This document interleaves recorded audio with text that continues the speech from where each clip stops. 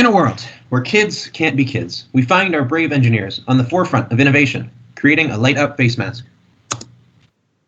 First, we're going to talk about the need statement that we created. So initially, we created a very basic and very general need statement where we didn't really identify who the target user was, what their specific need was, and the guided insight for that specific need. So our initial need statement was that wearing masks limits our use of facial expressions, which is an essential to good communication. Our user needs a way to show their facial expressions while wearing a mask in order to better understand and effectively communicate with those around them daily. Whereas our final one is is less general and is way more specific. We identified the target user as teachers, and we identified their need and their guided insight. And the final need statement was that teachers who work with younger children need a way to show their facial expression while wearing a mask in order to get their problems, thoughts, and ideas across while understanding and effectively communicating with those around them. This problem stems from the lack of facial features and social cues present when a mask is covering your face.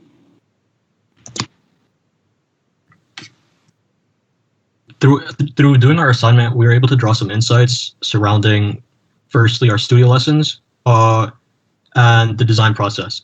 So the first part of the design process was identifying the problem. Then came making a how might we statement. And from that, we were able to make a needs statement. And through that, we were able to make our constraints. And based off of our constraints, we were able to make ideas.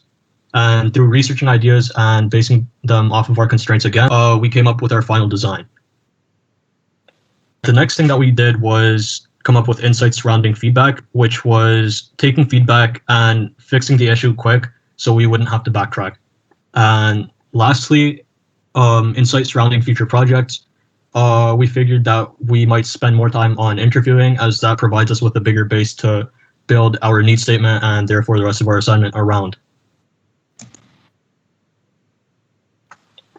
So through making our needs statement, we were able to identify some customer requirements and based off of that, our constraints. So our constraints say that we're not able to, or we shouldn't obstruct, and we should provide a new way of expressing our emotions. It has to be breathable, so it provides fresh air for the customer to breathe. Portability states that it needs to be able to fit into a smaller size, so into pockets and purses. Reusability states that it needs to be machine washable. Affordability kind of just says that the price has to be reasonable for a school board to kind of buy. And lastly, COVID safe kind of just says that it needs to pass the lighter test, which is trying to blow out a lighter while wearing a mask. These are some other objectives that we kind of came up with through our needs statement, and yeah, that's about it. So this is our final design. It includes a control dial, mask strings, adjustment beads, LED strip lights, and 3 color modes. So our team determined that facial expressions reflect a person's emotions, and then we decided to focus in on that concept while designing our final product. So this is how it works. We use a color system, meaning that the LEDs on the front can change colors from yellow, which represents happy, to red, which is mad, and blue, which is sad. We also determined that there was a restraint with color blindness, and that the most type of people have red-green color blindness, meaning they can't differentiate between the two. And so we completely took out green and just decided to focus in on those 3 primary colors. We also can control the colors manually by the dial that is shown on the diagram. And next we have the power source. So in order to power the LEDs, we needed a power source. So we used 2 batteries and attached them each at both sides. And we attach them so that they act like rubber stoppers and slightly pull the mask away from the face, which also solves another problem and makes voice projection a lot easier, as you have a little bit of space between your mouth and the mask, and that makes it a lot easier in the classroom. They're also washable. The wiring and the batteries are removable. They're put in between plies, and these plies are buttoned together, so when the user wants to wash the mask and reuse it, they simply can take out the wiring and batteries and wash it, and the LEDs are also washable. We also added other things like comfort. The mask is made out of cotton, and it has adjustable strings, so when you adjust the bead up, the mask becomes bigger, and when you adjust it down, it becomes smaller. And finally, we decided that the cost per mask would be about $10, and that's when it is sold in bulk to an entire school board, which is our end market. Now on the need satisfaction. So ability to convey emotion, as you can see in the last slide, we have 3 different color settings: breathability and portability. Since our mask is based off of a regular reusable mask, those 2 shouldn't be a problem.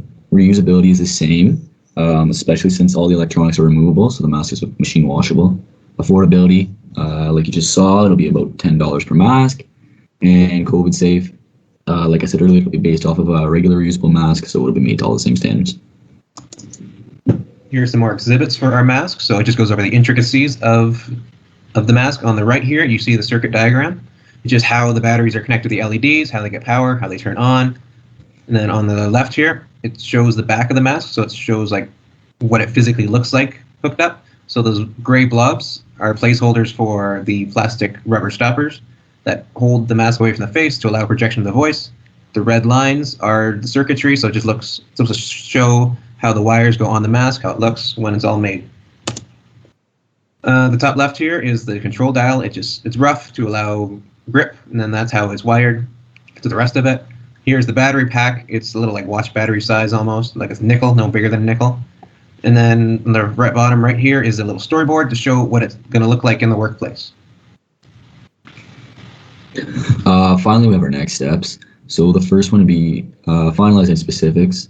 So that's like dimensions of the mask, how big it'll be, the wiring, what type of wiring we'll have to use, stuff like that.